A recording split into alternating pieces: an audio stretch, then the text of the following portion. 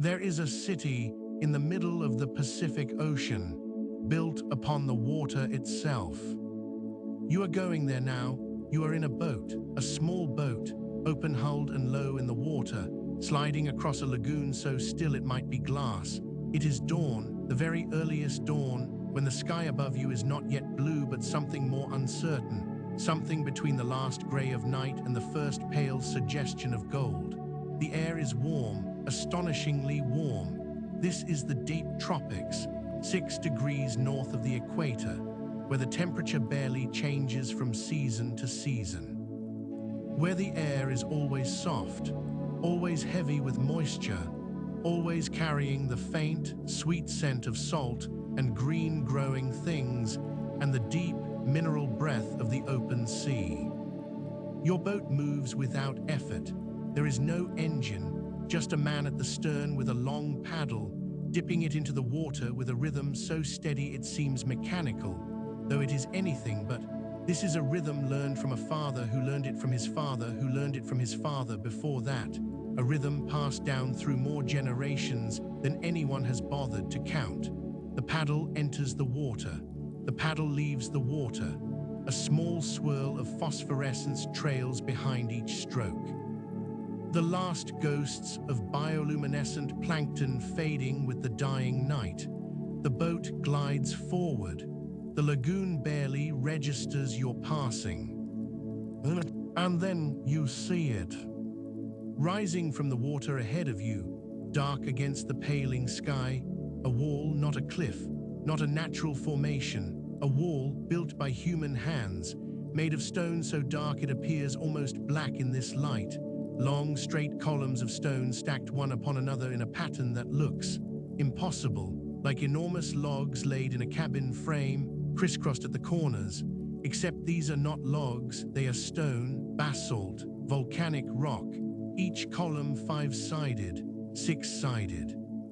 Naturally formed into prismatic shapes by forces deep within the earth, and then hauled here to this reef in the middle of the Pacific, and stacked into walls that rise 5 meters, 6 meters, 8 meters above the surface of the lagoon. Behind that first wall you can see others, more walls, more structures, dark stone rising from dark water, and between them, canals, waterways threading between the walls like streets in a city, because that is exactly what this is, a city built not on land but on the sea itself, 92 artificial islands constructed on a coral reef, linked by tidal canals, surrounded by ocean on every side. This is Nan Madol, and nothing in your experience of the world has prepared you for it. The boatman steers you closer. The paddle dips and rises, dips and rises. The wall grows larger as you approach. You can see the individual columns now, each one a natural prism of dark basalt, stacked with a precision that seems to defy the resources available to the people who built this place. No mortar holds them together, no cement, no binding agent of any kind, just stone resting upon stone, weight upon weight. The sheer mass of the material holding everything in place through nothing more than gravity and the careful geometry of the stacking pattern. The water beneath your boat is shallow here, clear enough that you can see the bottom, coral rubble and sand and the dark shapes of basalt fragments that have fallen from the walls over the centuries. Small fish dart beneath the hull. The water is warm. The Pacific is always warm here. This is one of the warmest oceans on Earth, and this lagoon, sheltered from the open sea by the reef, is warmer still. The water glows in the early light. Turquoise shading to jade shading to the deep, impossible blue of the channel beyond the reef, where the ocean floor drops away into the abyss. You pass through a gap in the outer wall, into a canal. The walls rise on either side of you now, close enough to touch if you reached out from the boat. The basalt is cool beneath your fingers, damp with spray, textured with the natural ridges and facets of the prismatic columns. Lichens grow in the crevices, pale green and silver gray, and small ferns sprout from gaps where soil has accumulated over the centuries. The walls are alive, slowly, imperceptibly. The jungle is reclaiming what human hands once built. Let yourself be here now. Let the warmth of the air settle around you. Let the gentle motion of the boat become the gentle motion of your breath. In and out, steady as a paddle entering water. There is nowhere else you need to be tonight. No place that requires your presence. No obligation waiting. Just this warm lagoon and these dark stone walls. And the slow unfolding of a story that is almost 1,000 years old. Breathe in, feel the warm Pacific air fill your lungs. It tastes of salt, of rain, of the faint green sweetness of mangrove and frangipani. Breathe out, feel your body soften, feel the tension in your jaw release, feel the small muscles around your eyes let go, feel yourself settle deeper into wherever you are resting tonight, warm, safe, held, the way this ancient city is held by the sea. To understand Nan Madol, you must first understand where in the world you are, and where you are is about as far from everywhere as it is possible to be. Pohnpei, say it slowly, Pohnpei. It means upon a stone altar in the local language, and the name is more fitting than you might imagine. It is a volcanic island, one of the Caroline Islands, part of the Federated States of Micronesia, scattered across the western Pacific like a handful of green jewels flung across blue silk. The nearest continent is Australia, 2,500 miles to the south. The nearest major landmass in any direction is Papua New Guinea. Nearly 2,000 miles to the southwest. To the east, there is nothing but ocean for thousands upon thousands of miles until you reach the coast of Central America. To the north, more ocean, more emptiness, until eventually you reach Japan. This is the deep Pacific, the vast Pacific, the ocean that covers more of the Earth's surface than all the land on the planet combined. And Pohnpei sits in the middle of it like a single green dot on an endless sheet of blue paper. A dot so small that for most of human history, most of the world did not know it existed. But do not mistake remoteness for insignificance. Pohnpei is extraordinary. It is a volcanic island, born from the same tectonic forces that created the Ring of Fire, thrust up from the ocean floor by magma and pressure and geological violence over millions of years. The interior is mountainous, steep ridges and deep valleys cloaked in rainforests so dense that even today large portions of the island's interior remain essentially unexplored. The highest peak, Nan Madol, rises to nearly 800 meters. Waterfalls plunge from the ridgelines into pools of clear, cold water far below. Rivers wind through the jungle, brown with tannins, overhung with enormous ferns and the broad, glossy leaves of tropical hardwoods. And it rains, oh, how it rains. Pohnpei is one of the wettest places on Earth. Some parts of the island receive nearly 5 meters of rain per year. 5 meters. Imagine that. Imagine standing in one spot for an entire year and having the equivalent of a column of water 5 meters tall fall upon you. The clouds gather every afternoon, vast gray-bellied cumulus towers that build and build until they can hold no more, and then they release.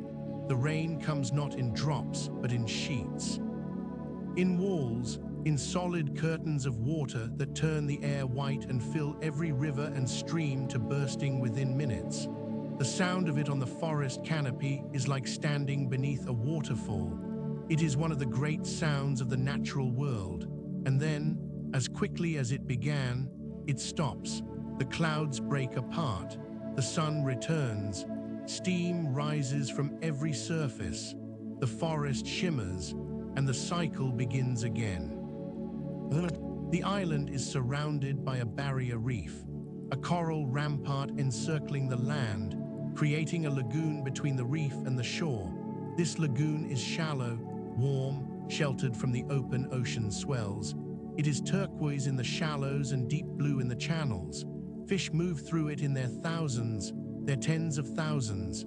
The reef teems with life. Parrotfish and surgeonfish and butterfly fish in colors that seem invented rather than evolved. Sea turtles glide through the channels.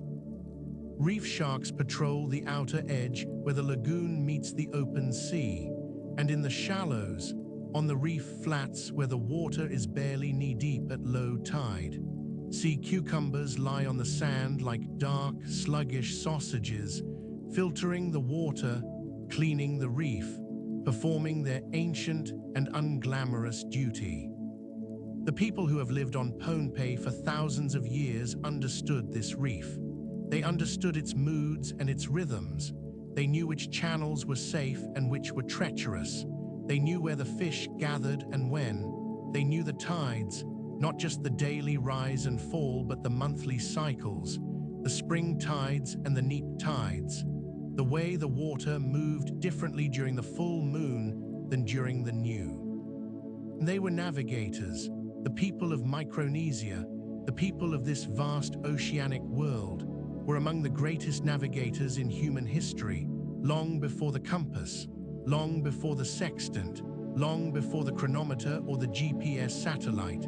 They crossed thousands of miles of open ocean in canoes, reading the stars, reading the swells, reading the subtle patterns in the waves that told them an island lay beyond the horizon long before they could see it.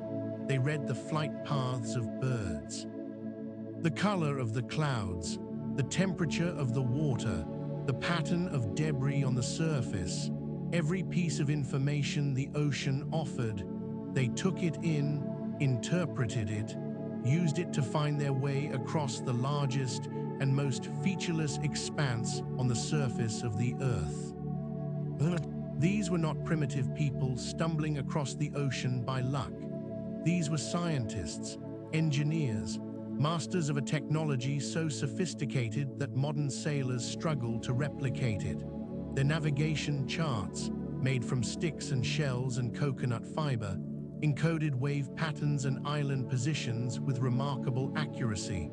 Their canoes were marvels of design, outrigger craft capable of sailing at speed across open ocean swells that would swamp a European vessel twice their size. And it was people like these, people who could read the ocean the way you might read a book, who looked at a coral reef off the southeast coast of Pohnpei and saw not an obstacle, not a hazard, but an opportunity, a foundation, a place to build something that had never been built before. A city on the sea. Picture them now, standing on the shore of Pohnpei, looking out across the lagoon toward the reef. The water between them and their destination is shallow, perhaps 2 or 3 meters deep in most places, with channels of deeper water cutting through the coral like rivers through a plain. The reef itself is barely visible at high tide, a dark shadow just beneath the surface, marked by the thin white line of waves breaking at the reef edge where the lagoon meets the open sea. Beyond that line, the deep Pacific, the abyss, thousands of meters of water dropping away into darkness. But here, between the shore and the reef edge, the lagoon is sheltered, calm, manageable. The coral flats provide a foundation, not solid ground, but something better than open water, something that could be built upon, something that could be transformed from reef to island, from ocean to architecture, if only you had enough stone and enough time and enough people willing to carry it. They had all three. And so the work began, not in a single burst of effort, but in a slow generational accumulation. The way coral itself builds a reef, polyp by polyp, layer by layer, year after year, century after century, until something vast and solid and permanent has grown from the accumulation of countless tiny efforts. Nan Madol was built the same way, stone by stone, column by column, wall by wall, each generation adding to the work of the one before. Each decade seeing the city spread a little further across the reef. Each century watching the walls grow higher and the canals multiply and the islets take on their final, finished form. It is one of the great slow creations of the human world, not a monument built by a single emperor in a single lifetime, not a palace erected by a tyrant desperate to leave his mark before death, but a city grown over centuries by a dynasty that measured its ambitions not in years, but in generations. They built for their grandchildren's grandchildren. They laid foundations that they themselves would never see completed. They stacked stones that their great-great-grandchildren would one day stand upon. This is a kind of patience that the modern world has largely forgotten, and it produced something that the modern world can barely comprehend. Let the image settle now. The warm Pacific, the green volcanic island, the coral reef, the lagoon, and somewhere on that reef, still centuries in the future from the arrival of the first navigators, the dark stone walls of Nan Madol waiting to be born, waiting to rise from the water like a dream made solid. Feel the warmth of the tropics around you. The air is heavy and soft, the kind of warmth that does not demand anything of you, that does not require you to brace or shiver or curl inward. It simply holds you, the way warm water holds a swimmer, the way a hammock holds a sleeper. You are held. The founding of Nan Madol, like so much in the Pacific, begins with a story, not a historical record, not an archaeological report, a story told and retold across generations, shaped by each telling, polished by repetition into something that gleams like a shell worn smooth by the tide. Two brothers, Olosohpa and Olosohpa, they came from somewhere to the west, or perhaps from Sorcery, the island that lies some 500 kilometers to the southeast. Accounts differ and the story is old enough that precision is no longer the point. What matters is that they came from elsewhere. They were not of Pohnpei. They arrived by canoe, as everyone arrived in Micronesia, crossing the open ocean with nothing but skill and courage and the stars overhead to guide them. They were holy men, priests, and they had a purpose. They sought a place to build an altar, a sacred site where they could worship Olosohpa, the spirit of agriculture, the deity who made the breadfruit ripen and the yams swell in the earth and the taro grow thick and green in the flooded paddies. Without Olosohpa's favor, the crops would fail, the people would starve, and so the brothers needed a place, a special place. A place of power where their prayers would be heard and their offerings accepted. They tried many locations. This is how the story goes. They tried one site on the main island. It was not right. They tried another, also not right. Something was missing. The spiritual resonance they sought, the connection between earth and sky and sea that would make their altar potent. They could not find it on the land. The land was too ordinary, too familiar, too much a part of the everyday world to serve as a bridge to the divine. And then they looked out across the lagoon, across the warm, shallow water to the reef, to the place where the land ended and the sea began, the boundary, the threshold, the liminal space between worlds, and they knew this was the place, not on the island, not on the open ocean, but between them, on the reef itself, on the border between solid and liquid, between permanence and flux, between the world of humans and the world of spirits. This is where they would build. But how? The reef was coral, flat, submerged at high tide. There was no stone there, no material from which to construct walls and platforms and the sacred enclosures their rituals required. The stone they needed was on the main island, in the volcanic uplands where the basalt lay in great columns and sheets, dark and heavy and hard as iron. And here the story takes its most magical turn. The brothers used sorcery.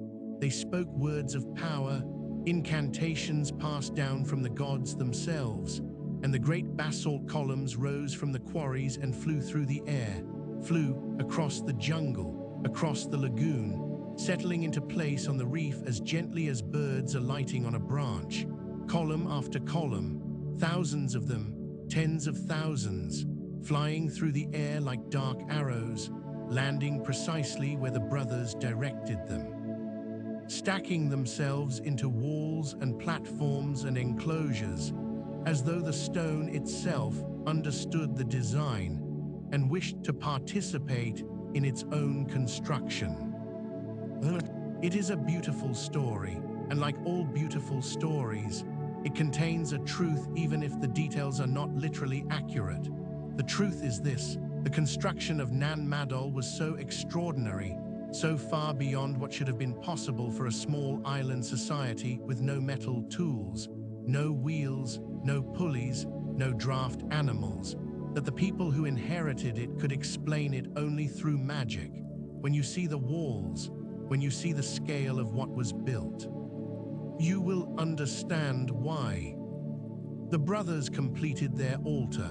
They established the first sacred site on the reef, and from that beginning, over the decades and centuries that followed, the single altar became a temple, the temple became a compound, the compound became a district, the district became a city, Nan Madol, the city on the sea, the Venice of the Pacific, though of course Venice would not be built for another several hundred years, and when it was, its builders would use wood and brick rather than 50-ton columns of volcanic basalt. Olosohpa died. He was the elder brother, and some versions of the story say that he died before the great work was complete, that he was laid to rest on the reef itself, in the very foundations of the city he had begun to build, that his bones lie somewhere beneath the basalt walls, beneath the coral fill, woven into the fabric of Nan Madol like a seed woven into the soil from which a tree will grow. Olosohpa continued the work, alone now, carrying the vision of two brothers on a single pair of shoulders. He took a local wife, a woman of Pohnpei, and through this marriage he bound himself to the island. He was no longer a wanderer, no longer a visitor from the west. He was of Pohnpei now. His children would be of Pohnpei, his grandchildren, his great-grandchildren, an unbroken line stretching forward into a future he could not see but was determined to shape. His descendants would become the Saudeleur, the dynasty that would rule Pohnpei from their city on the reef for the next 500 years. The altar of two wandering priests had become the seat of an empire, and the reef that had been nothing more than a flat expanse of coral beneath the lagoon, featureless, forgettable, a place that canoes passed over without stopping, had become the most important place in the entire island, perhaps the most important place in all of Micronesia. The Saudeleur say the word slowly. Saudeleur, it has a weight to it, a gravity. In the Pohnpeian language, it means something close to Lord of Deleur, Deleur being an older name for Pohnpei or perhaps for the specific region they controlled. Whatever its precise etymology, the word carried power. For half a millennium, to speak the name Saudeleur was to invoke the absolute authority of the rulers who governed every aspect of life on the island from their stone city on the reef. They were priest kings, religious authority and political power fused into a single office. The Saudeleur was not merely a ruler who happened to control the temples. He was the temple. His body was sacred. His word was law because it was also scripture. To disobey the Saudeleur was not merely a political act of rebellion. It was a spiritual transgression, a sin, an offense against the gods themselves. This fusion of the sacred and the political is one of the oldest strategies of power in human history, and one of the most effective. When your king is also your god's representative on earth, opposition becomes not just dangerous, but blasphemous. The early Saudeleur, if the oral traditions are to be trusted, were benevolent, or at least competent. They organized the construction of Nan Madol on a scale that required extraordinary coordination. They managed the labor of thousands. They directed the quarrying and transport of hundreds of thousands of tons of basalt. They designed a city of 92 artificial islands, each with its own purpose. Each connected to the others by a network of canals that functioned as streets and highways and ceremonial procession routes. They fed the population of this city that had no farmland and no fresh water, meaning that every meal and every cup of drinking water had to be brought from the main island by canoe. This was not a small undertaking.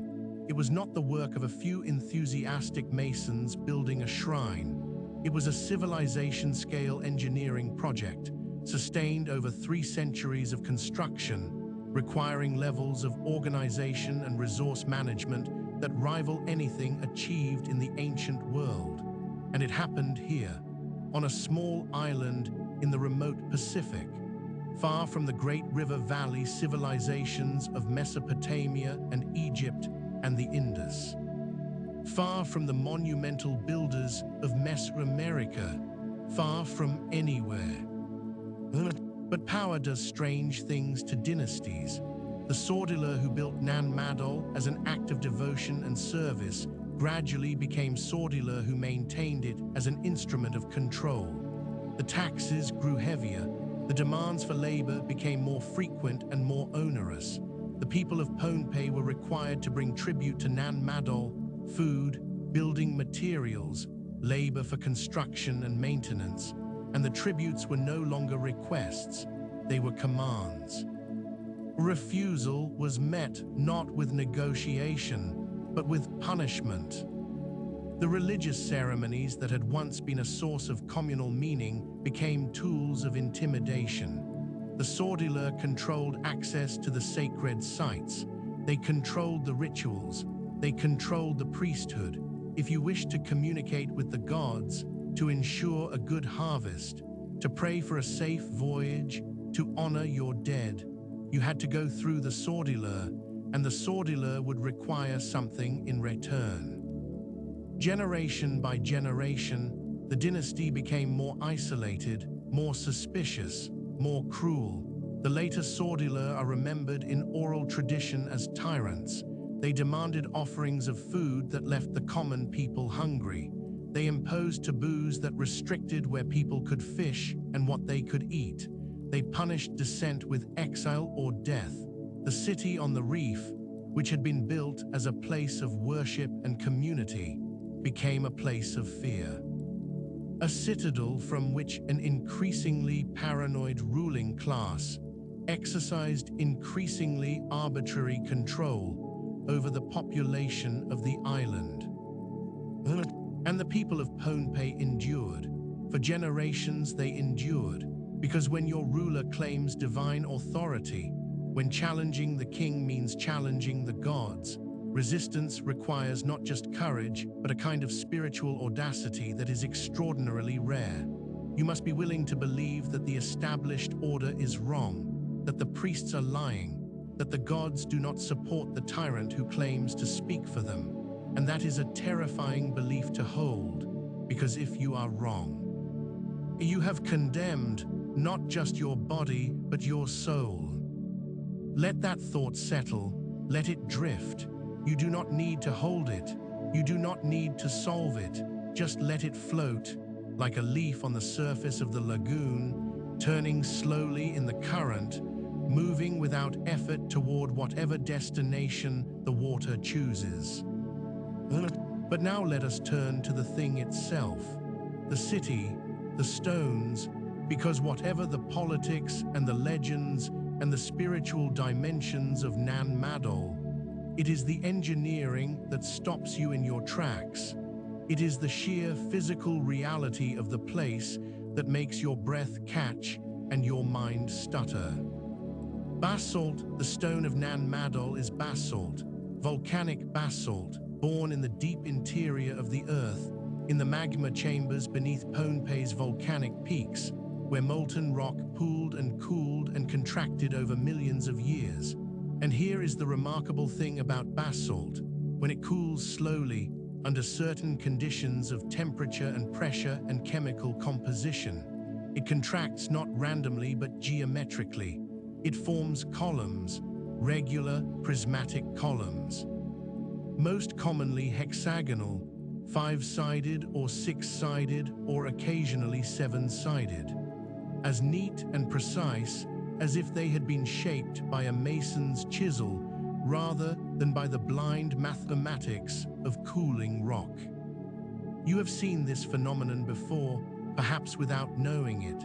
The Giant's Causeway in Northern Ireland, those famous hexagonal stepping stones marching down to the sea, the Devil's Postpile in California, the basalt organs of Iceland and Armenia and South Korea, all of them formed by the same process, all of them displaying the same eerie regularity, nature doing geometry, physics producing architecture, the universe demonstrating, as it so often does. That order and beauty are not human inventions, but fundamental properties of matter itself. The basalt columns of Pohnpei are similar, long, prismatic, naturally shaped into logs of stone that might be 3 meters long or 5 meters long or even longer. Some are slender, perhaps 20 centimeters across. Others are massive, half a meter or more in diameter. And some, the great foundation stones at the base of the most important structures, are enormous, columns weighing 5 tons, 10 tons, 25 tons, and the largest of all. The single greatest stones used in the construction of Nan Madol weigh an estimated 50 tons. 50 tons, let that number register. A modern articulated lorry, fully loaded, weighs about 40 tons. The largest stones at Nan Madol are heavier than a loaded lorry, and they were moved without engines, without wheels, without cranes, without any mechanical advantage beyond human muscle and rope and timber, and the patient application of ingenuity to an apparently impossible problem. Where did the stone come from? From the main island, from quarry sites on the volcanic peaks and ridges of Pohnpei itself. Some of the quarries have been identified by archaeologists, and here the scale of the undertaking becomes almost incomprehensible. Some quarries are on the near side of the island, just a few kilometers from the lagoon, but others are on the far side, 40 kilometers away, on the other side of an island that is mountainous, roadless, covered in dense tropical rainforest, crossed by rivers and ravines and ridges that would challenge a modern hiker with a light pack. Imagine it. You have quarried a column of basalt from a ridgeline 40 kilometers from the coast. The column weighs 10 tons, perhaps 20. You have no wheels, you have no roads, you have no draft animals, no oxen, no horses, no elephants. The only power available to you is human muscle, your own body, the bodies of your companions, rope made from coconut fiber, levers made from hardwood timber, and the sheer, stubborn, beautiful determination to move this stone from where it is to where you need it to be. How down the mountainside first, through the forest, using ropes and levers and rollers, tree trunks laid side by side to create a temporary surface over which the stone could be dragged or rolled. Teams of men hauling on ropes, other teams positioning rollers, others clearing the path ahead, the jungle pressing in on every side, the rain falling, because on Pohnpei the rain is always falling or about to fall, the ground turning to mud beneath their feet. The stones sliding and lurching and threatening at every moment to slip free of its restraints and go crashing down the mountainside into the valley below. And then the coast, the lagoon, the stone must now go from land to water. A raft must be constructed, or perhaps the stone is simply rolled to the water's edge and the raft assembled around it. Either way, the stone is now floating, or rather, the raft is floating and the stone is resting on it, its enormous weight pressing the raft low in the water, the logs of the raft groaning and flexing under the strain. And then the paddling begins across the lagoon to the reef, to the construction site, where the stone must be unloaded from the raft, maneuvered into position, and lifted, somehow, to the top of a wall that is already several meters high. Experiments have been conducted. Archaeologists and engineers have attempted to replicate the transport methods using traditional materials and techniques. They have built rafts from breadfruit wood and bamboo. They have loaded stones onto them, and they have found that it is possible, just barely, with enormous effort and considerable risk. A raft of sufficient size can support a multi-ton basalt column across a calm lagoon, but the margins are thin. The raft rides dangerously low. A sudden swell, an unexpected current, a shift in the stone's position, and the entire assembly could capsize. Many stones must have been lost this way. Many rafts must have broken apart. Many men must have been injured or killed. And yet they persisted. For 300 years they persisted. Generation after generation, the quarrying continued, the rafts continued, the walls rose higher, the islets multiplied. The total weight of basalt used in the construction of Nan Madol is estimated at 750,000 tons, 750,000 tons of stone, quarried by hand, transporting by human muscle, stacked without mortar on a coral reef in the middle of the Pacific Ocean.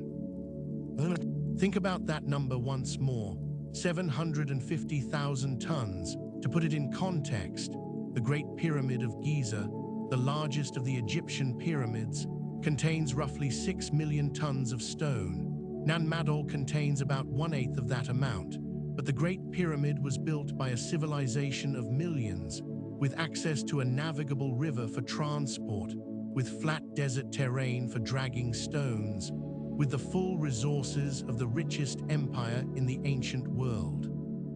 Nan Madol was built by an island population that probably never exceeded 30,000 on a coral reef in the middle of the ocean. The achievement, proportional to the population and the resources available, may be even more remarkable than the pyramids themselves. The stacking method itself deserves contemplation. It is elegant, simple, and supremely effective. The builders used a technique that modern archaeologists call log cabin construction because it resembles the way log cabins are built in Northern Europe and North America. The basalt columns are laid horizontally, stacked in alternating layers. The columns in one layer run east to west. The columns in the next layer run north to south. At the corners, the columns overlap and interlock. Like fingers lacing together, no mortar is needed. The weight of each layer presses down on the layer beneath it. The alternating orientation distributes the load and prevents the wall from shifting or bulging. The natural irregularities of the prismatic columns, their slightly uneven surfaces, their varying diameters, actually help because they create friction between the layers, preventing slippage. The walls built this way are extraordinarily strong. Some of them have stood for 800 years, exposed to tropical storms, to earthquakes, to the relentless chemical assault of salt water and salt air, and they are still standing, leaning, in some cases, partially collapsed, in others, but still recognizable, still monumental, still capable of making a visitor stop and stare and wonder how on earth this was accomplished.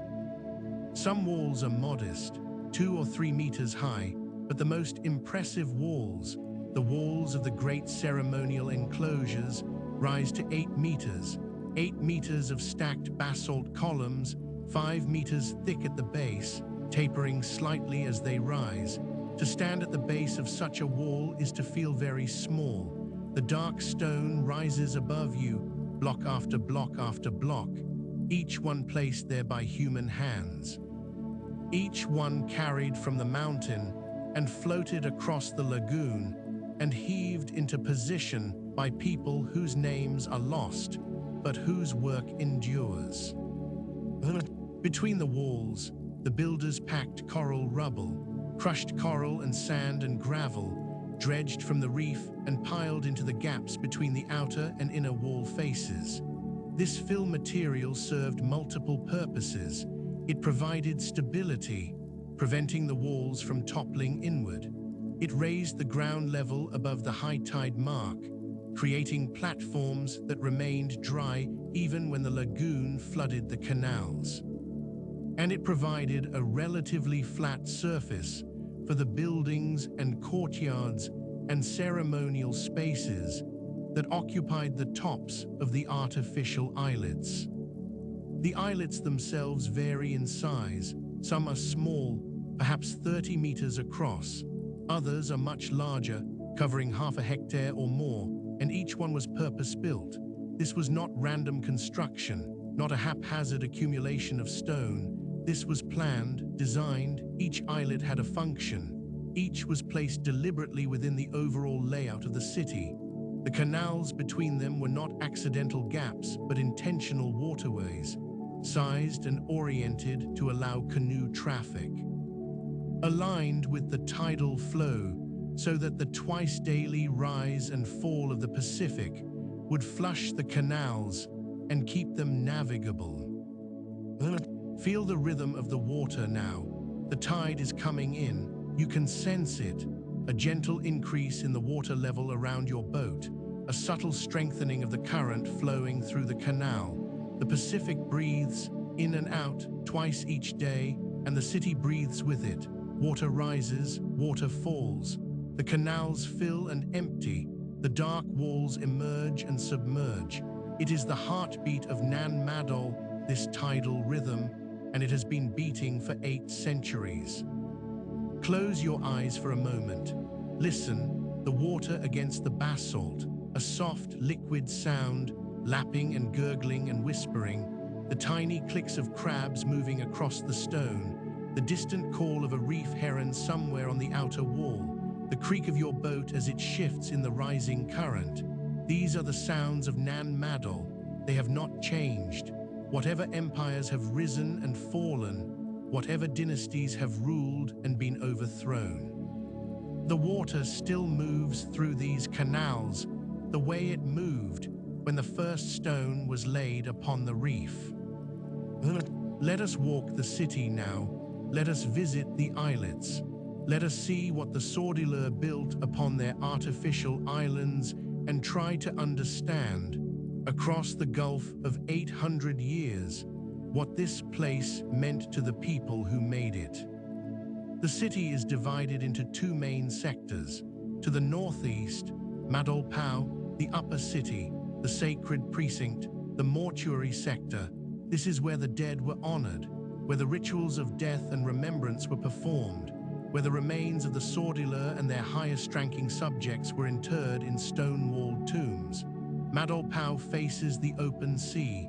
The outer wall takes the full force of the Pacific swells, wave after wave breaking against the basalt in explosions of white spray. The sound is constant, a low, rhythmic thunder that forms the bass note of the city's soundscape. It is the voice of the ocean itself, patient, powerful, unending. To the southwest, Madol Powe, the lower city, the administrative and residential sector. This is where the daily business of the Saudeleurs government was conducted, where tributes were received, where disputes were adjudicated, where the priests prepared for ceremonies and the warriors maintained their weapons, and the cooks prepared the elaborate feasts that were central to Pohnpeian political and social life. Madol faces the lagoon and the main island beyond. Its canals are calmer, its walls are lower. It has a more domestic character, though domestic is perhaps too humble a word for the ceremonial capital of a dynasty that controlled an entire island. The most impressive structure in all of Nan Madol is Nandora's. It sits in Madol Powe, the mortuary sector, and when you approach it by canoe through the canal, you understand immediately why this was the spiritual heart of the city. The walls are immense, 7.5 meters high, perhaps the tallest walls in all of Nan Madol. They form a roughly rectangular enclosure, and as your boat enters the canal that runs along the exterior, the walls rise above you like the ramparts of a fortress, dark, imposing, utterly silent. The basalt columns are stacked with the same log cabin precision you have seen elsewhere, but here the scale is different. The columns are larger, the walls are thicker. Everything about this structure communicates importance, gravity, sanctity. Inside the outer walls, there is an inner enclosure, and within that inner enclosure, a central tomb. This is where the Saudeleur were buried, the most powerful rulers of Pohnpei, laid to rest in the most impressive structure their builders could create, surrounded by walls within walls within walls, like the layers of a pearl around a grain of sand. The tomb itself is relatively simple, a stone-walled chamber within the innermost enclosure, but the journey to reach it. Through canal and gateway and courtyard and passage, each one more restricted than the last, each one requiring a higher level of spiritual authority to enter, that journey was the architecture. The building was not just a container for the dead. It was a ritual, a procession, a gradual passage from the world of the living to the world of the spirits, and each wall you crossed brought you closer to the sacred center. Other islets served other purposes. Some were dedicated to specific activities, canoe building on one islet, food preparation on another, coconut oil production on a third. Some were residential, compounds where the priestly class lived in relative comfort, their houses built on the raised coral platforms within the basalt walls. Some were purely ceremonial, open courtyards where rituals were performed under the sky, the stone walls forming an amphitheater for the congregation. The priests at the center, the Saudeleur presiding from his position of supreme authority. There were islets for the preparation of the dead. In Madol Powe, the mortuary sector, certain platforms were designated for the ritual washing and anointing of the bodies of the deceased before they were placed in their tombs. The preparation of the dead was a sacred act, performed by priests of specific rank, following rituals that were ancient even when the city was new. The body was treated with oils and herbs. It was wrapped in mats woven from pandanus leaf. It was carried by canoe through the canals of Madol Powe, past walls that rose on either side like the corridor of a cathedral, to the tomb where it would rest for eternity. Other islets were dedicated to the preparation of Sakau, the ceremonial drink made from the root of the pepper plant Piper methysticum, known elsewhere in the Pacific as kava. Sakau was central to Pohnpeian social and political life. It was consumed at every important gathering, every feast, every ritual, every audience with the Saudeleur. The root was pounded on a flat stone, the fibrous mass squeezed through the inner bark of a hibiscus tree, producing a cloudy, earthy liquid with mild narcotic properties. Sakau calms the mind, relaxes the muscles, produces a state of gentle, dreamy tranquility that is neither intoxication nor sobriety, but something in between, something that makes the drinker still, peaceful, open to whatever the moment brings. Imagine drinking Sakau on the walls of Nan Madol at dusk, as the sun drops below the mangroves and the lagoon turns gold and then orange and then a deep, luminous red. The liquid is thick and earthy and slightly bitter on your tongue. The warmth spreads through your body, your muscles soften, your thoughts slow. The wall beneath you is warm with the day's accumulated heat. The stone is solid and rough and ancient under your hands, and the water, the eternal water, laps at the base of the wall in a rhythm that matches the slow, easy beating of your heart. And then there were the eel pools. This is perhaps the strangest and most evocative detail of life in Nan Madol. Sacred eels, kept in specially constructed pools within certain islets, fed by priests, tended with care and reverence. The eels were enormous, mare eels that could grow to 2 meters or more, and they were believed to be intermediaries between the human world and the spirit world. To feed the eels was to make an offering to the gods. To harm an eel was sacrilege. Imagine the pools, dark water, still water, enclosed within basalt walls, the surface unbroken until a priest approaches with an offering, a piece of fish, a morsel of turtle meat, and the water erupts as the eels rise to feed, dark, sinuous bodies twisting in the torchlight, eyes gleaming, mouths gaping. There is something primordial about eels, something ancient and unsettling and deeply, strangely beautiful. And in this place, in this city of dark stone and dark water, they were gods. There was no fresh water at Nan Madol. None.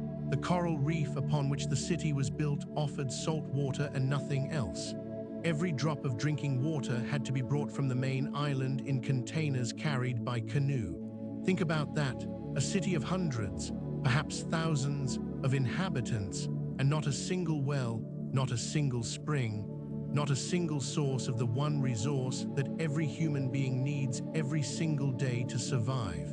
The logistics are staggering. The number of canoe trips required, the number of containers filled and carried and emptied, the daily, unending effort of simply keeping the population of Nan Madol alive. And food, the reef produced no crops. There was no soil to plant, no fields to cultivate. Every yam, every breadfruit, every piece of taro and banana and coconut, every fish that was not caught from the reef itself, all of it had to come from elsewhere, by canoe, across the lagoon, day after day, year after year, century after century. This is what makes Nan Madol so extraordinary, not just the engineering of the walls, not just the scale of the construction, but the sheer impracticality of the location. The Saudeleur chose to build their capital in a place where survival required constant, enormous, coordinated effort. They chose difficulty. They chose dependency. They chose a site that could only function if the entire island worked to sustain it. Why build here? Why not on the main island, where there was fresh water and farmland and all the practical necessities of life? Because practicality was not the point. Nan Madol was not designed to be convenient. It was designed to be impressive, to be separate, to be other. The Saudeleur wanted their capital to be removed from the everyday world, to exist in a space that was neither land nor sea, but something in between, a liminal space, a sacred space, a space where the normal rules did not apply and the extraordinary was possible. And there was a political dimension too. By building on the reef, the Saudeleur separated themselves physically from the people they ruled. You could not simply walk to Nan Madol. You had to come by canoe. You had to cross the water. You had to enter through the canals, past the walls, under the gaze of the guards and the priests. Every visit to the capital was a controlled event. The Saudeleur could see who came and went. They could regulate access. They could grant or deny entry based on political loyalty or tribute payments, or whatever criteria served their interests at the time. The water was a wall, the most effective wall of all, not made of stone but of ocean, and it kept the Saudeleur safe in their citadel while the people of Pohnpei labored on the mainland to keep them fed and watered. There is a parallel here, if you wish to see it, with other centers of power throughout history. The Forbidden City in Beijing, the Vatican in Rome, the Palace of Versailles, all of them designed to separate the ruler from the ruled, all of them built to control access and create hierarchy through architecture. The Saudeleur were doing what powerful people have always done, using space and distance and physical barriers to reinforce their authority. The difference is that most rulers used walls and gates and guards. The Saudeleur used the ocean itself.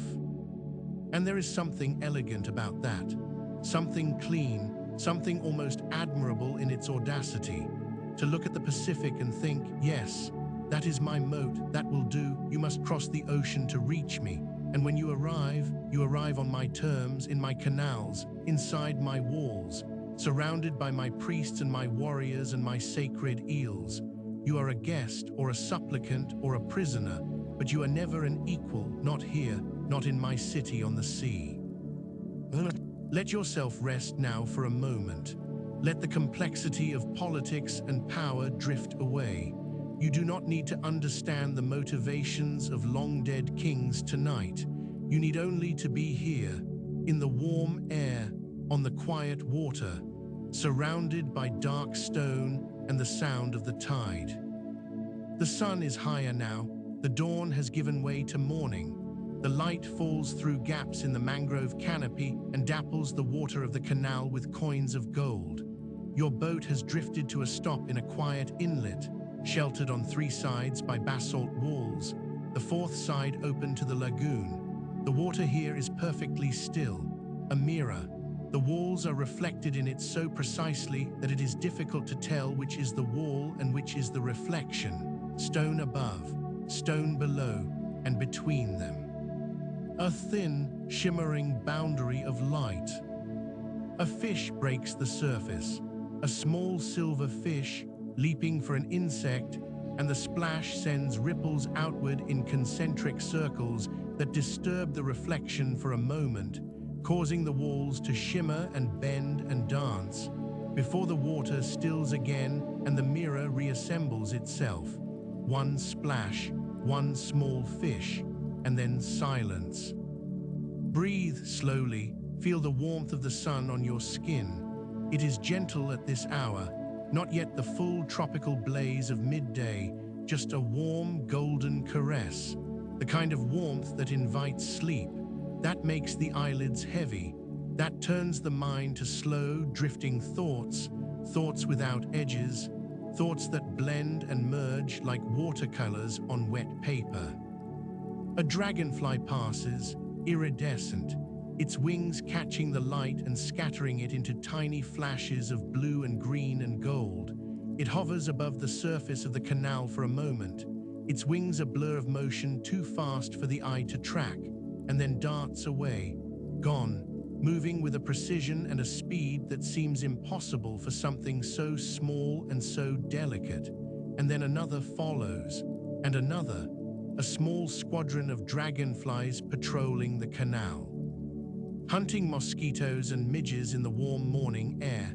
They have been doing this for millions of years, long before Nan Madol, long before Pohnpei, long before humans of any kind walked the earth. The dragonflies were here first. They will be here last. And in the meantime, they fly their patrols, beautiful and purposeful and entirely indifferent to the ruins of human ambition over which they hunt. The fall of the Saudeleur, it came, as such things always come, not from outside, but from the consequences of their own excess. The last Saudeleur to rule from Nan Madol was called Sorcerer-kings. He is remembered in oral tradition as the worst of a line that had grown steadily worse over the centuries. Cruel, arbitrary, demanding, he imposed tributes that stripped the people of Pohnpei of their food and their labor.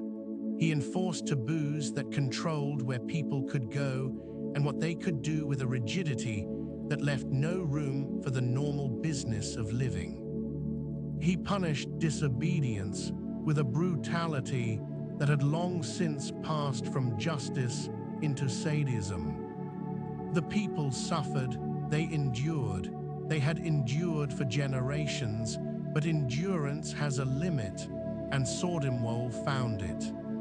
The oral traditions speak of specific outrages, of the Saudeleur demanding the first fruits of every harvest, the best fish from every catch, the largest yams, the fattest pigs, of women taken from their families to serve in the royal compound, of men conscripted to labor on construction projects that served no purpose beyond the glorification of the dynasty, of punishments that were arbitrary and disproportionate, a man blinded for looking at the Saudeleur's face without permission, a family exiled for failing to provide tribute on time, a village burned for sheltering a fugitive. Whether every detail of these accounts is literally true matters less than the emotional truth they convey. The Saudeleur had lost the consent of their people. The social contract, such as it was, had been broken. The dynasty that had once served the gods now served only itself. And the gods, the real gods, the gods of the ocean and the wind and the rain and the soil, had noticed. The Savior came from the sea, as the original founders had come from the sea.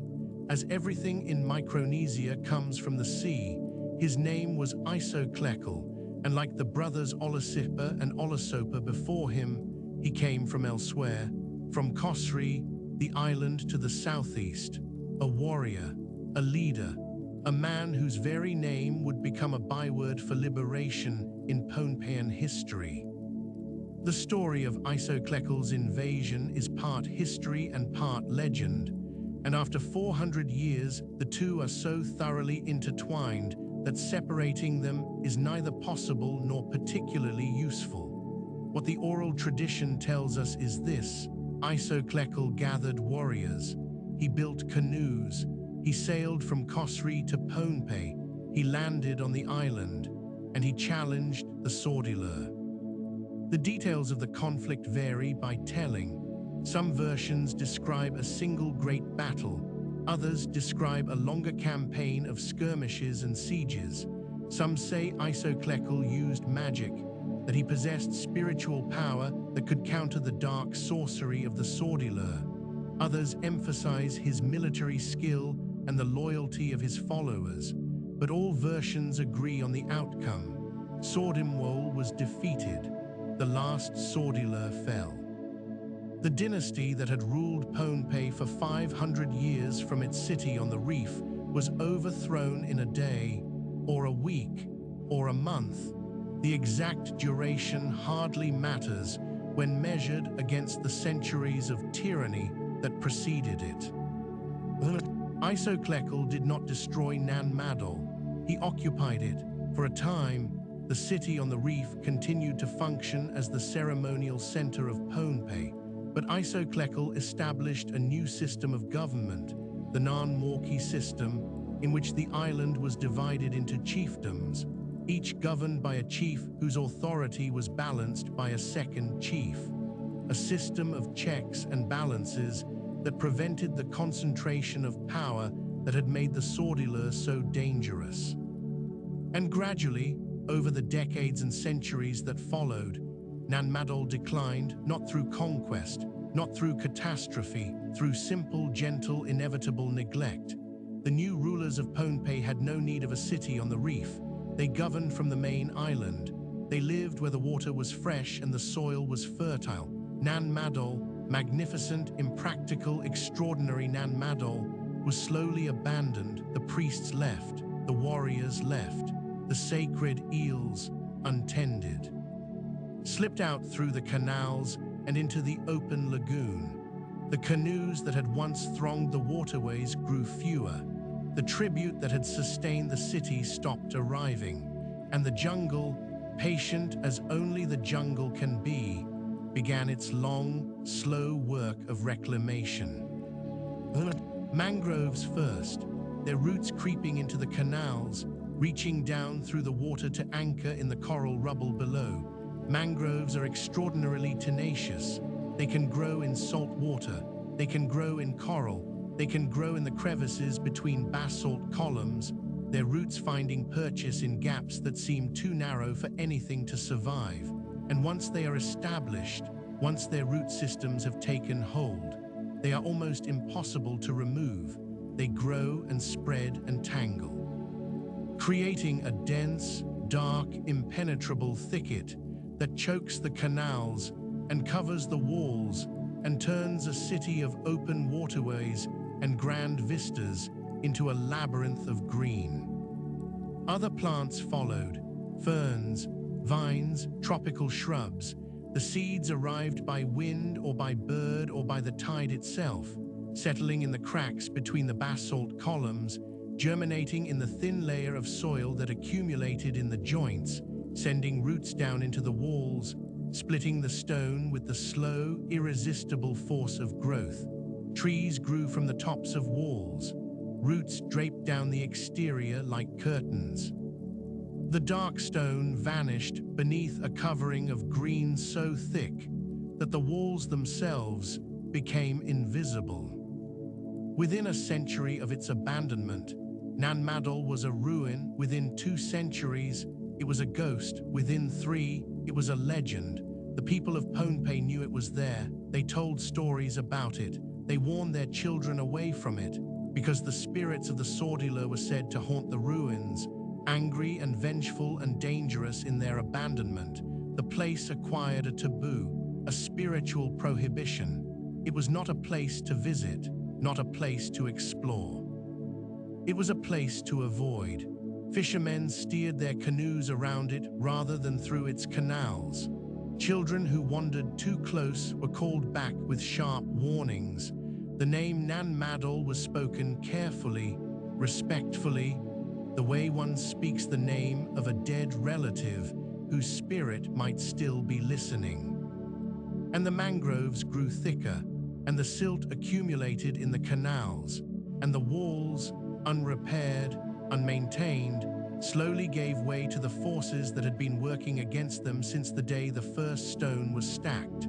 Gravity, salt, rain, wind, root, the patient, tireless, indifferent forces of entropy that will eventually reduce every human creation to rubble and dust. The process was slow. A column falls, a wall leans, a corner crumbles. A gap appears and widens and deepens until what was once a gateway is now a breach, and what was once a wall is now a pile of dark stone scattered across the coral rubble of the reef. Slow, gentle, inevitable, the way all things end. Europeans arrived in the region in the 1800s. Whalers, missionaries, colonial administrators. They heard rumors of a ruined city on the reef. Some came to see it, and when they did, they were astonished. Here, in one of the most remote places on Earth, they found ruins on a scale that rivaled anything they had seen in the ancient world. Walls of stacked basalt rising from the lagoon, canals threading between artificial islands. A city that covered an area of roughly 1.5 square kilometers, built entirely by hand, from materials that seemed impossibly heavy and impossibly numerous. They did not understand it. How could they? They had no context for it. Their understanding of Pacific Island societies did not include monumental architecture on this scale. They assumed, as Europeans so often assumed, that such a thing could not have been built by the local population. It must have been someone else, some lost civilization, some forgotten race of builders who predated the current inhabitants, Atlantis, Lemuria, Mu. The names varied, but the assumption was the same. These people, these small, dark, island-dwelling people, could not possibly have built this. They were wrong, completely and utterly wrong. The people of Pohnpei built Nan Madol. The ancestors of the people who still live on the island today quarried the basalt, rafted it across the lagoon, stacked it into walls, and maintained a functioning city on a coral reef for centuries. No lost civilizations, no alien intervention, no mysterious race of forgotten giants, just human beings, clever, determined, resourceful human beings, doing extraordinary things with limited tools and unlimited ingenuity. The fringe theories persist. Of course they do. You will find them on the internet. Breathless documentaries and conspiracy websites claiming that Nan Madol was built by Atlanteans, or by aliens, or by some antediluvian civilization that possessed technology we cannot comprehend. These theories are not just wrong, they are insulting. They strip the Pohnpeian people of their heritage. They deny the achievement of Pacific Island navigators and builders who accomplished something remarkable. And they replace that genuine human accomplishment with fantasy. The real story is better than any fantasy. It always is.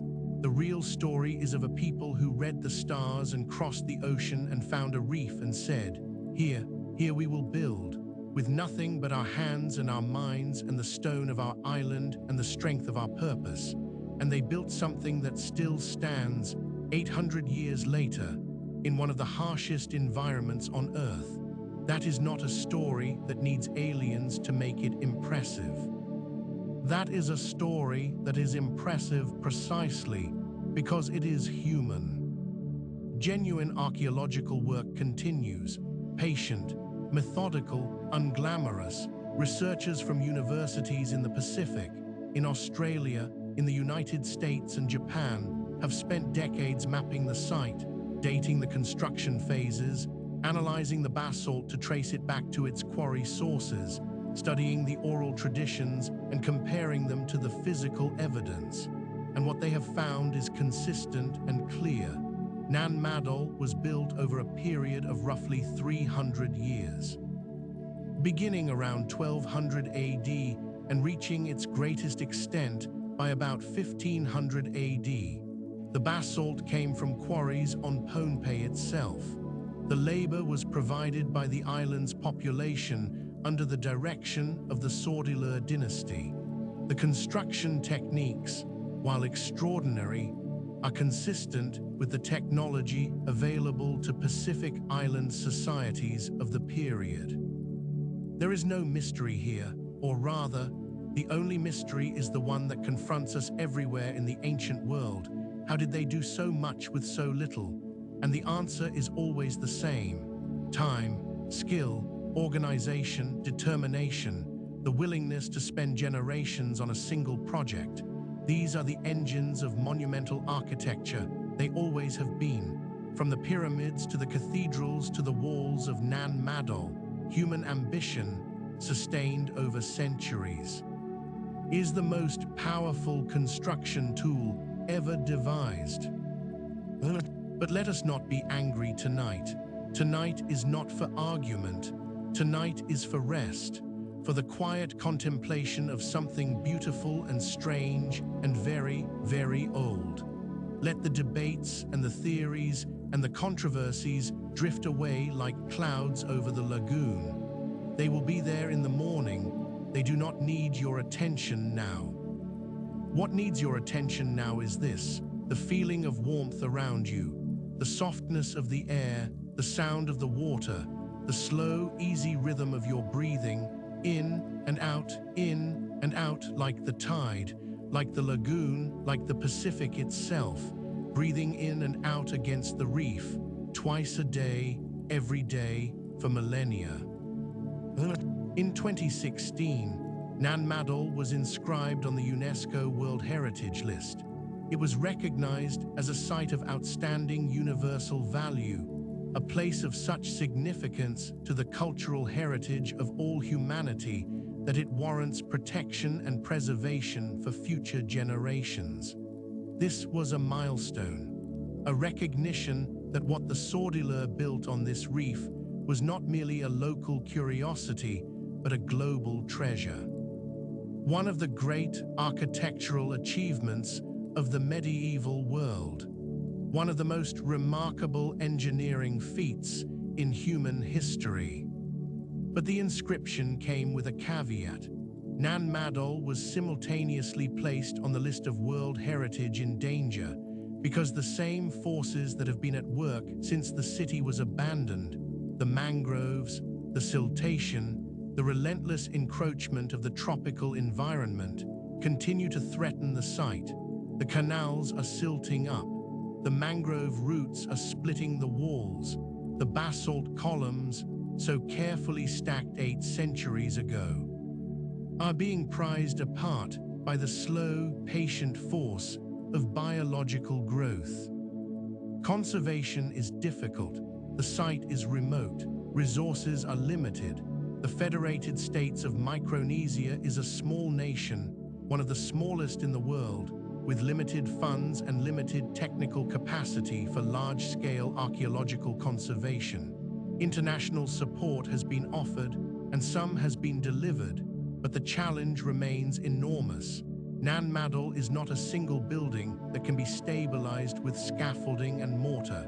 It is an entire city, 92 islets, kilometers of walls, countless basalt columns, all of them exposed to the salt air and the tropical rain and the twice-daily tides and the mangroves that have been slowly dismantling the city for 400 years. Very few tourists visit Nan Madol. This is not Angkor Wat, where millions come each year. This is not Machu Picchu, with its train service and its ticket office and its carefully managed pathways. To reach Nan Madol, you must first reach Pohnpei, which means flying to a small airport served by a handful of routes from Guam and Honolulu and a few other Pacific hubs. Then you must arrange a boat. Then you must navigate the lagoon. Then you must pick your way through the mangroves and the silted canals to reach the ruins themselves. And when you get there, you are likely to be alone, or nearly alone, a guide perhaps, the boatman, the herons on the walls, the fish in the canals, the ghosts of the Saudeleur, if ghosts there are, silent in their stone tombs.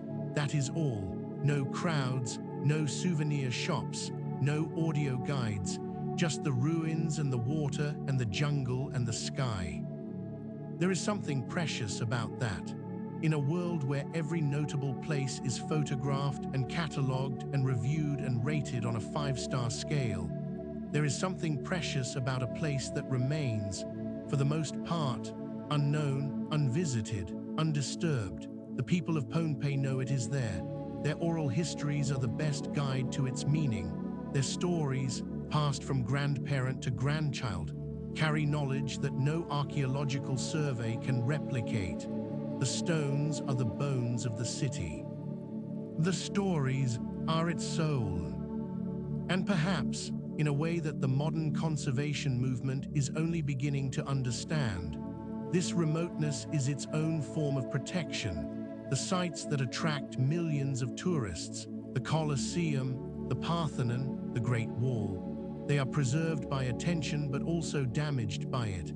Every footstep wears the stone. Every breath adds moisture to enclosed spaces. Every camera flash, every wandering hand, every dropped wrapper and discarded water bottle takes its toll. Nan Madol has been spared all of that. Its enemy is not tourism but nature, and nature, for all its relentlessness, is at least impartial. It does not trample, it does not litter, it does not carve its initials into the walls. It simply grows, slowly, patiently, the way it has always grown, and there is a dignity in that kind of decay, a natural order to it. that is very different from the degradation inflicted by mass tourism. The Nan Madol, the traditional chiefs of Pohnpei, still hold authority over the site. Their permission is required to visit. Their knowledge is required to understand. For them, Nan Madol is not a tourist attraction or an archaeological curiosity. It is an ancestral place, a place where their forebears lived and worshipped and governed and died. It carries spiritual weight. It carries cultural memory. It is not a museum. It is not a park. It is a living part of their identity. Even in its ruined state, even covered in mangroves and silt, even 800 years after the last Saudeleur fell. The rain comes. You have been expecting it. On Pohnpei, the rain always comes. You hear it before you see it, a soft hissing sound approaching from the south, as though the air itself is whispering.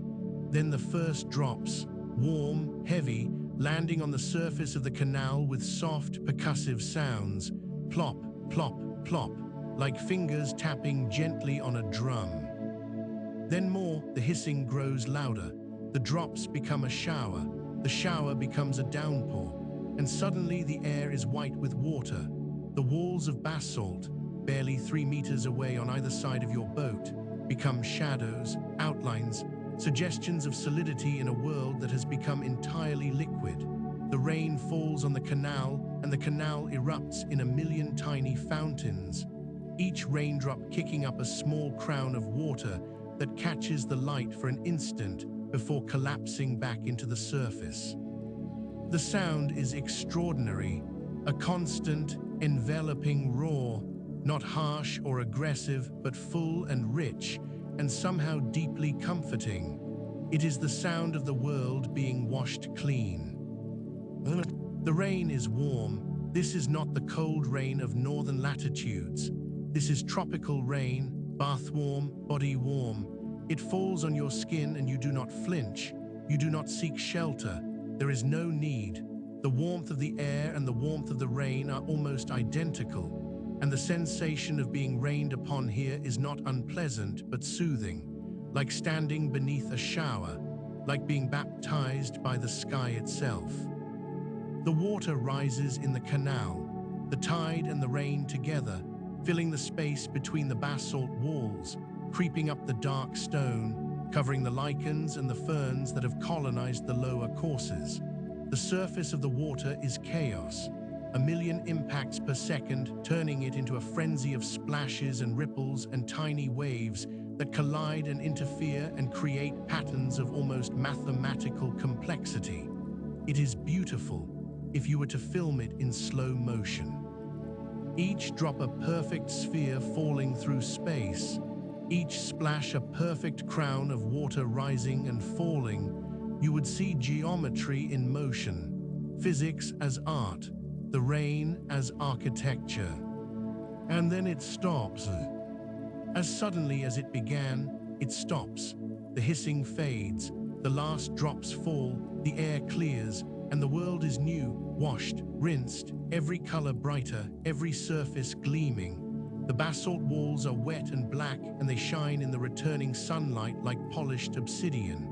The water of the canal is brown with runoff from the island, tannins and sediment carried from the mountain by the rivers that are now in spate, tumbling down through the jungle to the lagoon. The air smells of rain and salt, and the rich, dark, fertile smell of wet earth. Steam rises from the walls, from the mangroves, from the surface of the water. It curls upward in thin white wisps that catch the light and glow and dissolve. For a few minutes, the city seems to smoke, as though the basalt itself is breathing, as though the rain has awoken something in the stone that is now exhaling, releasing, letting go. Let yourself release too. Let go of whatever you have been holding today, whatever tension, whatever worry, whatever thought has been circling in your mind like a bird that cannot find a place to land. Let it go. Let it drift away on the steam. Let it dissolve into the warm air the way the rain dissolves into the lagoon. becoming part of something larger, something that does not need your attention or your effort or your control. You are so warm, the air around you is soft and heavy and fragrant, your body is relaxed, your breathing is slow, your thoughts are becoming gentler, less defined, like the outlines of the walls in the rain, present but not sharp, there but not demanding. The afternoon passes. You barely notice it passing. Time moves differently here, in the tropics, on the water, in the warmth. It does not march, it does not tick. It flows like the current in the canal, like the water through the reef. You have been here for hours or for minutes. You cannot tell, it does not matter. The distinction between 1 hour and the next is meaningless in a place where the temperature does not change, and the light shifts only from bright to brighter and back again. You are outside of time, or rather, you are inside a different kind of time. Pacific time, island time, the time of tides and seasons and the slow, circular rhythms of a world that does not recognize the tyranny of clocks.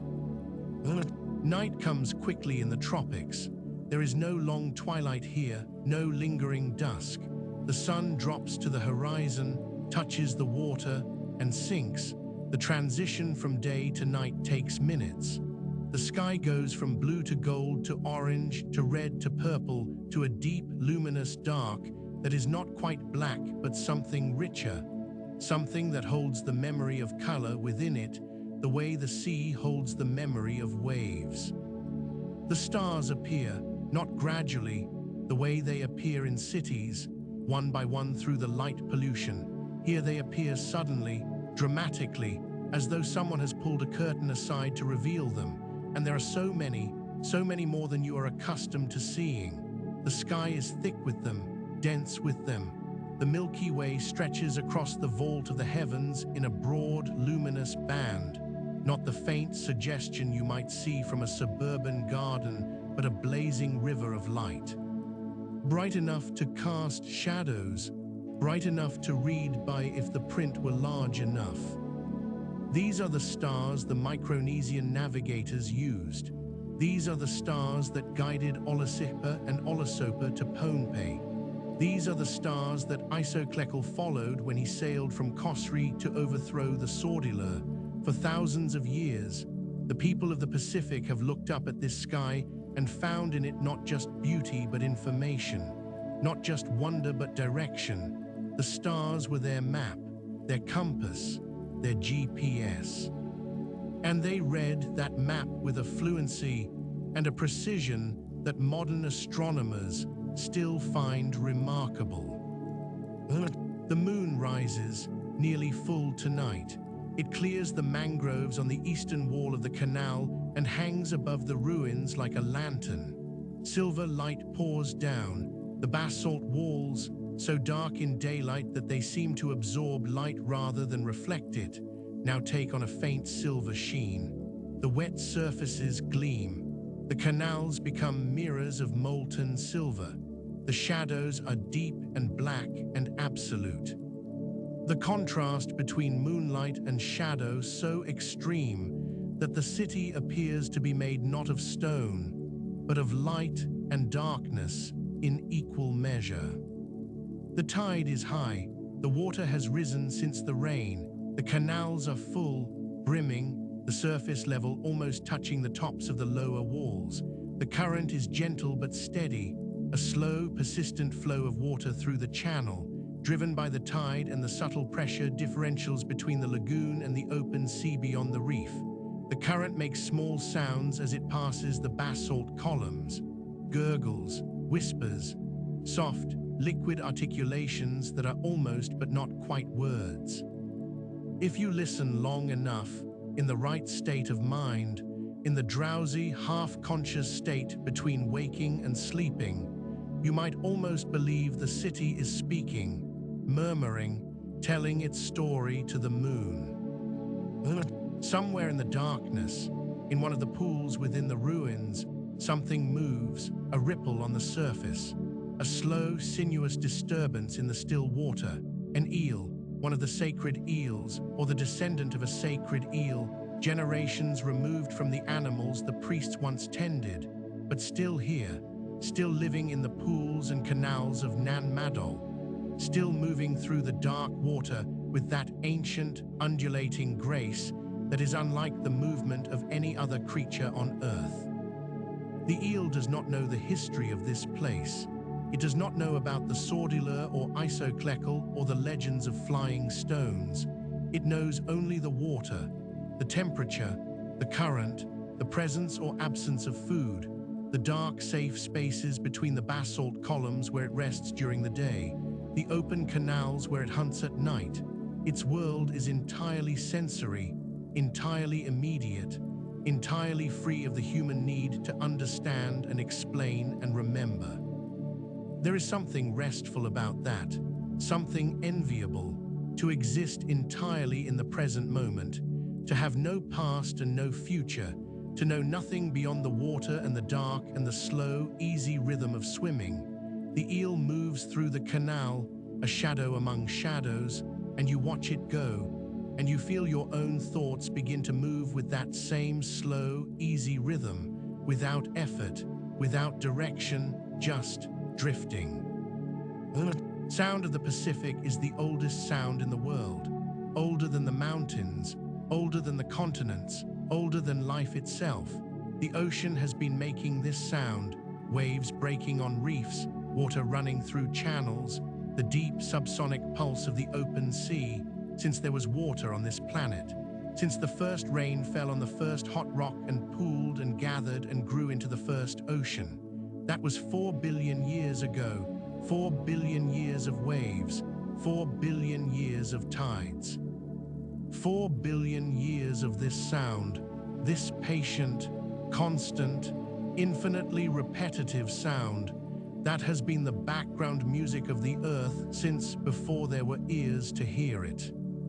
Listen to it now, the waves on the outer reef, a distant, continuous murmur, not loud, not dramatic, just there, always there, the way your heartbeat is always there, the way your breathing is always there, a sound so constant that it becomes invisible, inaudible, part of the silence rather than a disruption of it. And beneath that sound, the smaller sounds, the water in the canal, the drip of moisture from the mangrove leaves, the tiny, almost inaudible click of a hermit crab moving across a wet stone, the soft exhalation of wind through the gaps in the basalt walls, each sound distinct, each sound gentle, each sound layered upon the others like threads in a tapestry, creating a texture of sound that is complex and rich and infinitely soothing. You are drifting now. The boat has no particular destination.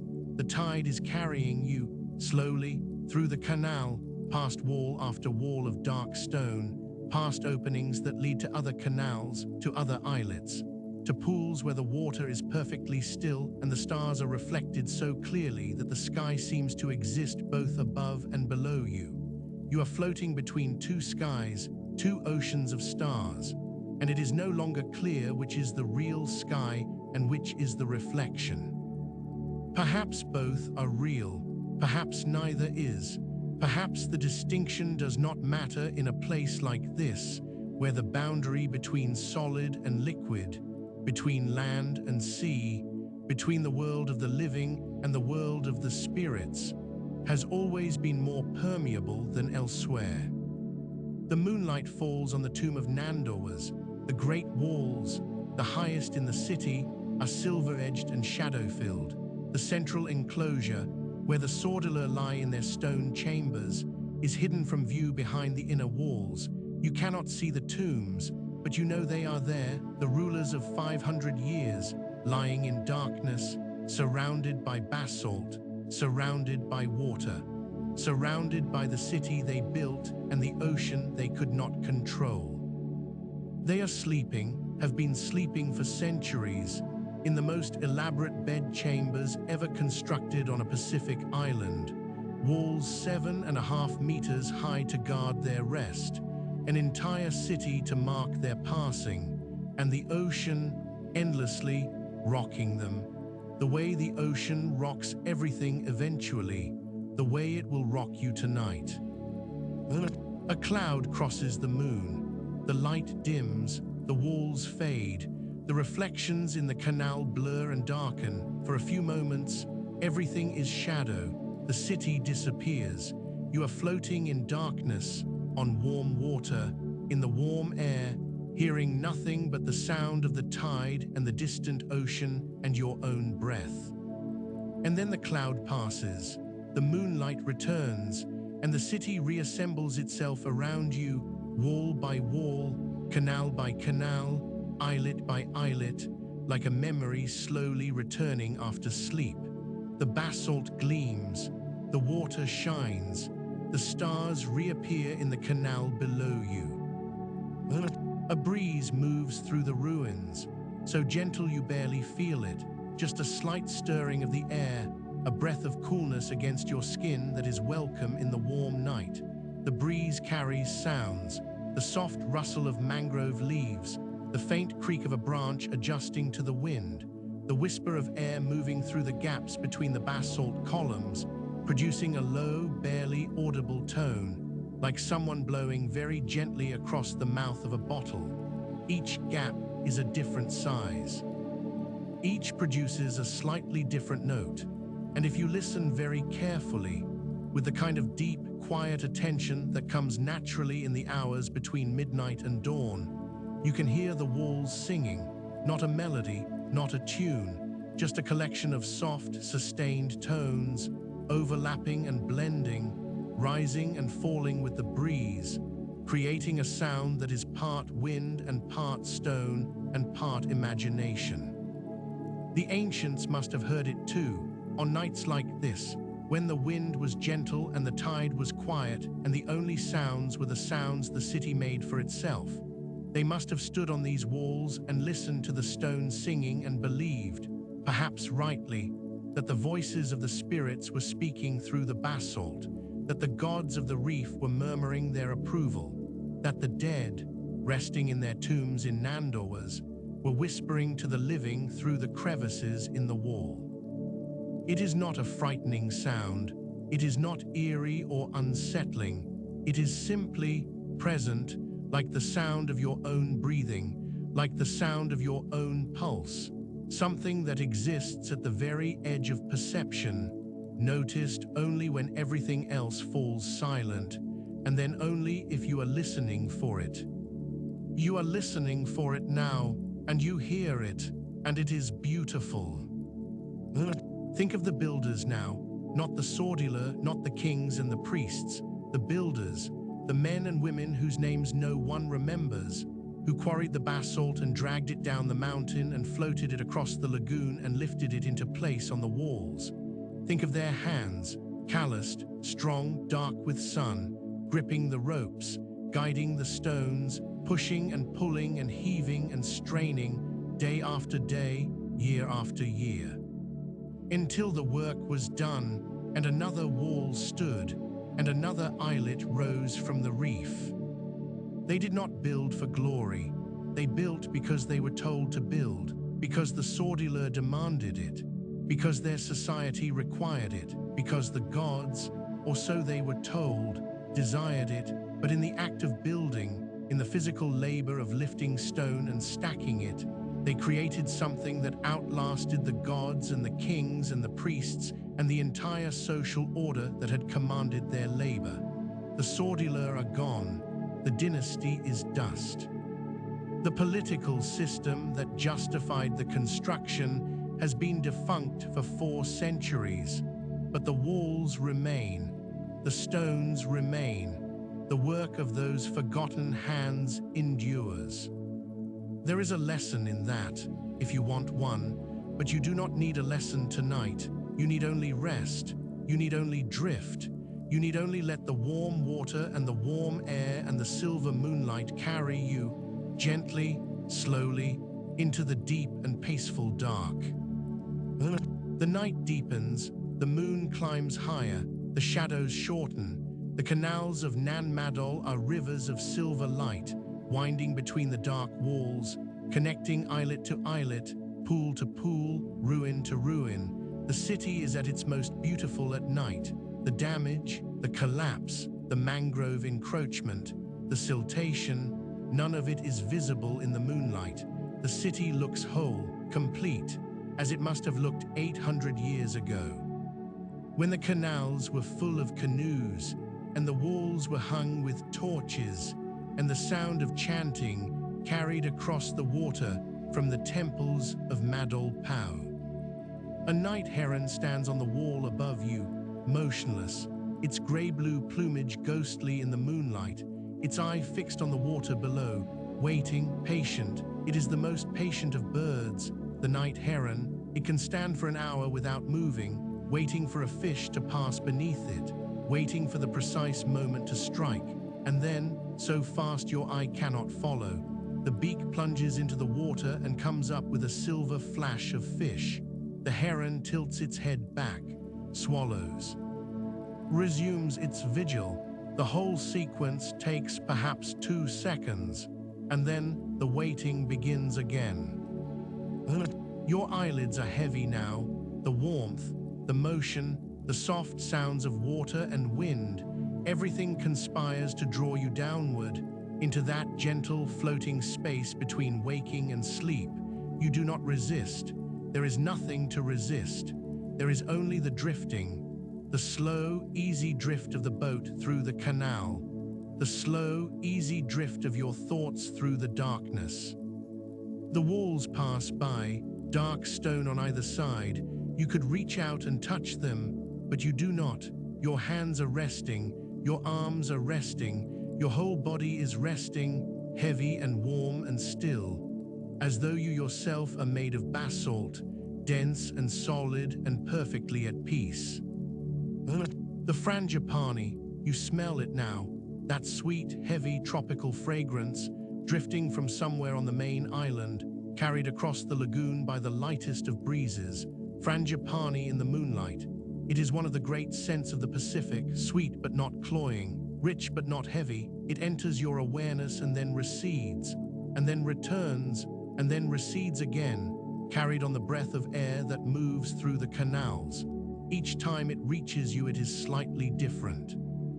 Slightly stronger, slightly weaker, mixed with salt, mixed with the green smell of the mangroves, mixed with the mineral smell of wet basalt, a scent that is never quite the same twice, a scent that drifts and changes the way your thoughts are drifting and changing now, without pattern, without purpose, without effort.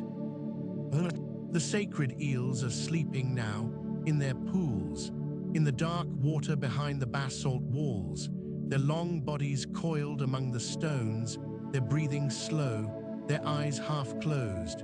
They have been sleeping in these pools for centuries, generation after generation, each one inheriting the territory of the one before. They do not know they are sacred. They do not know they were once fed by priests. They know only the water and the dark, and the rhythm of hunting and sleeping that has governed their lives since before the first stone was laid upon the reef.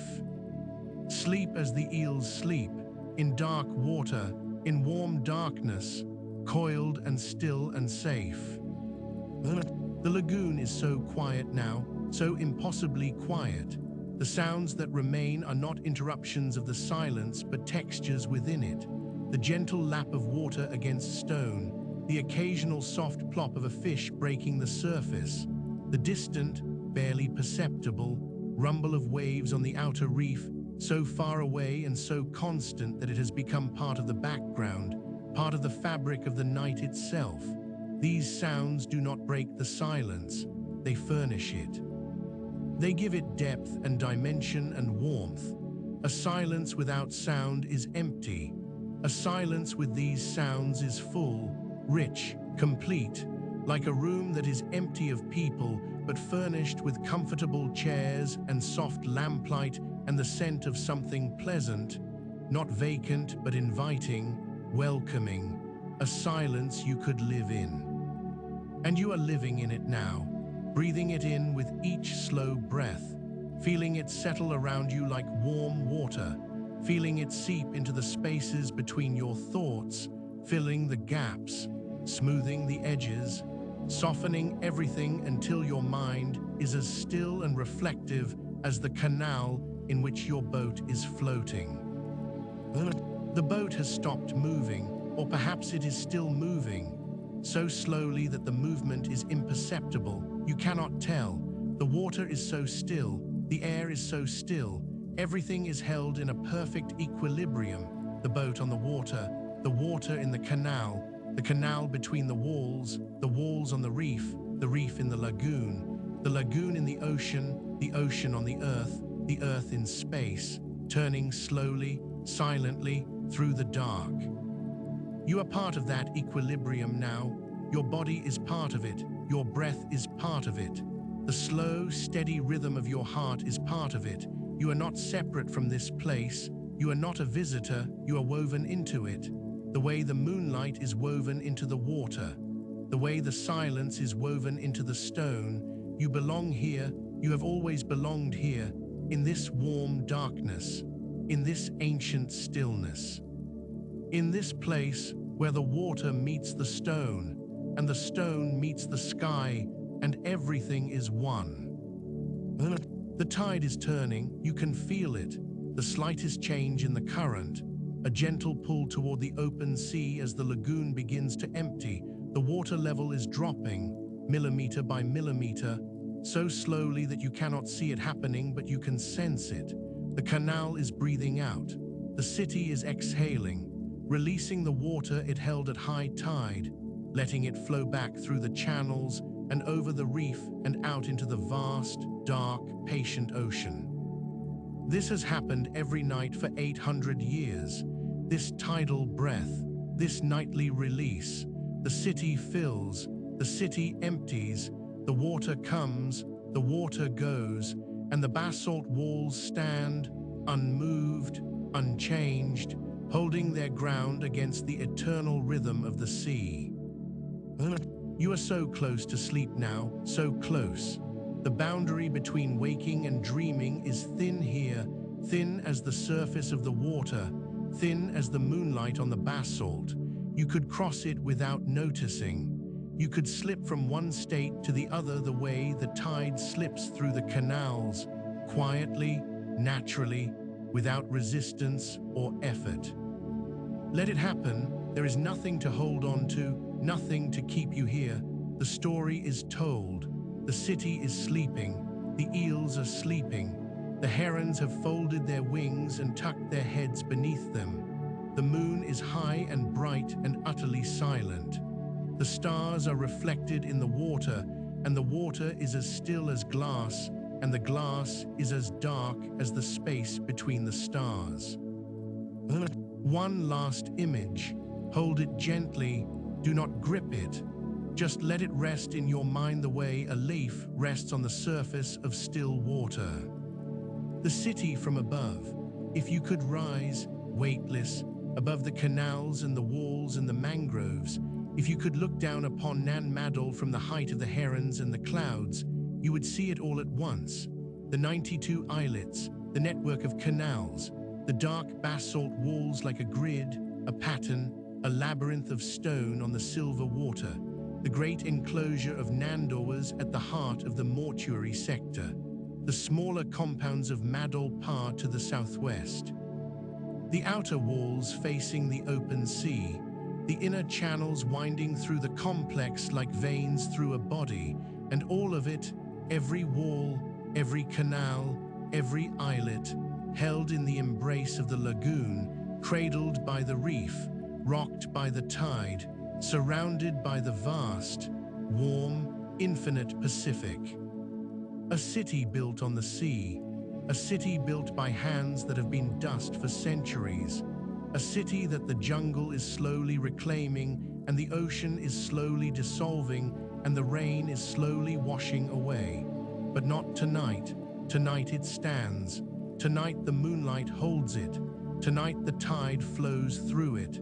Tonight it is perfect and whole and silent and still. Sleep now, sleep the way the stone sleeps, patient, untroubled, held by the earth. Sleep the way the water sleeps in the canal between the walls. Still, warm, reflecting stars. Sleep the way the city sleeps. Old, quiet, complete, wrapped in moonlight and mangroves and the endless, gentle breathing of the sea. The tide will carry you, the way it has carried everything here for 800 years, the way it carried the canoes of the builders, the way it carried the offerings to the eels, the way it carries the moonlight through the canals and the silence through the night and the warmth through the water and the water through the stone. You are carried, you are held, you are safe. The Pacific breathes in and out, in and out. The canals fill, the canals empty. The moon crosses the sky, the stars wheel slowly overhead. And Nan Madol sleeps, the city built on the sea, the Venice of the Pacific, the dream in dark stone. It sleeps the way it has always slept, deeply, peacefully, surrounded by water, cradled by the reef, rocked by the tide, under the stars that guided the navigators home. You are sleeping too, or nearly sleeping. The boundary is gone now. You crossed it somewhere, back there, between one breath and the next, between one heartbeat and the next. You are on the other side now, in the warm dark, in the still water, in the place where the stories go when they are finished, and the cities go when they are abandoned, and the tides go when they have ebbed as far as they can ebb. It is quiet here, warm, safe. The basalt walls stand around you like sentinels. The water holds you like a hand. The moonlight covers you like a blanket, and the sound of the ocean, that oldest of all sounds, plays on and on and on, beneath everything, behind everything, within everything, the pulse of the planet, the heartbeat of the deep, the lullaby that has been singing since before there were ears to hear it. Asleep. The tide will bring you back in the morning. The water beneath you is warm, so warm, it holds the heat of the day long after the sun has gone, the way stone holds heat, the way memory holds experience. The warmth rises from the lagoon like a breath, enveloping you, surrounding you, wrapping you in a blanket of air so soft and so warm that the boundary between your body and the atmosphere dissolves. You cannot feel where you end and the night begins. You are continuous with the warmth, continuous with the darkness, continuous with the water and the stone and the moonlight and the silence. A shooting star crosses the sky, a bright, brief scratch of light against the darkness.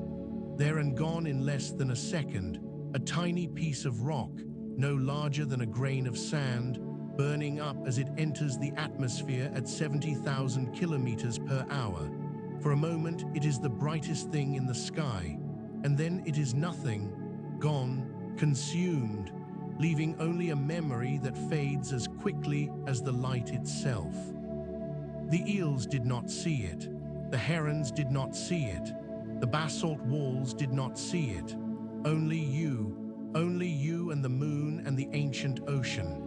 And now it is gone, and the sky is as it was before, and the silence returns, and the stillness returns, and everything is as it has been for 1,000 years.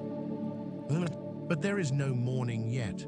There is only this darkness, this warmth, this silence filled with water sounds, this city of stone and shadow and moonlight, this place at the edge of the world, where the land meets the sea, where the human meets the divine, where the waking world meets the world of dreams. Nan Madol, the city built on the sea. Sleeping now, as you are sleeping, as the eels are sleeping, as the herons and the fish and the crabs and the coral and the mangroves and the basalt and the reef and the lagoon and the ocean are sleeping. All of it sleeping. And the tide gentle as a mother's hand, rocking everything. Rocking everything to sleep.